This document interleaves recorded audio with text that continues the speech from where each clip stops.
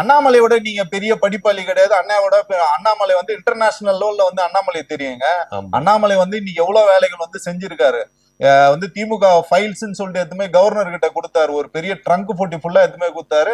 அதை வச்சு எவ்வளவு வந்து அரசியல்ல பணம் சம்பாரிச்சு இன்னைக்கு தலைவர் செட்டில் ஆயிட்டாரு.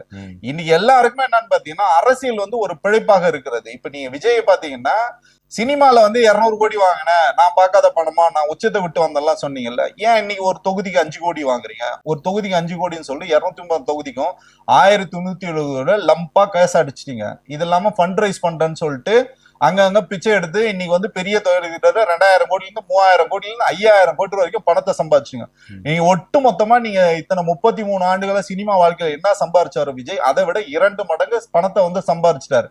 இது எதுவுமே தெரியாம விஜய் ஆதரிக்கிறவங்க, என் புருஷனோட விஜய் தான் ரொம்ப பிடிக்கும், என் விஜய்க்காக நான் யார வேணாலும் போட்டு தள்ளுவேன், சோத்துல விஷம் வைப்பேன், நான் வந்து ஆணா இருந்தாலும் பரவாயில்ல, நான் வந்து ஆபரேஷன் பண்ணி பெண்ணா மாதிரி கல்யாணம் பண்ண சொல்றதுலாம் உள்ளபடியே நீங்க எல்லாம் வந்து விஜய் என்னவா இருக்காரு, பொழைக்க தெரிஞ்ச ஆளா இருக்காரு, பொண்டாட்டி பிள்ளைய கூட விட்டுட்டு வந்து நான் வந்து திருஷா கூட இருந்துப்பேன், பொதுவெளியில நான் கூட்டு வருவேன்னு சொல்லிட்டு அவ்வளவு டிரான்ஸ்பரன்சியா. எதுன்னா பணம்.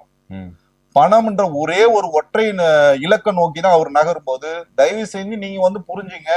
நீங்க விஜய வந்து ஆதரிக்கணும், விஜயை நோக்கி கேள்வி கேளுங்க. சார் நீங்க பண்ற அரசியல் சரியா? கொள்கை எதிரின்னு ஒருத்தர சொன்னீங்கல்ல, அவரோட நீங்க வந்து கூட்டணி வைக்கிறீங்களா? அப்ப கொள்கை கரைஞ்சு போச்சா?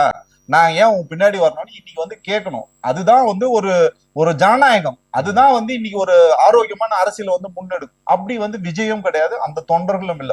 உள்ளபடியே மான ரோஷம் இருக்கிறவன் இன்னைக்கு கட்சி விட்டு வெளில வந்துட்டா விஜயை நோக்கி கேள்விகள் வந்து எழுப்புறான்.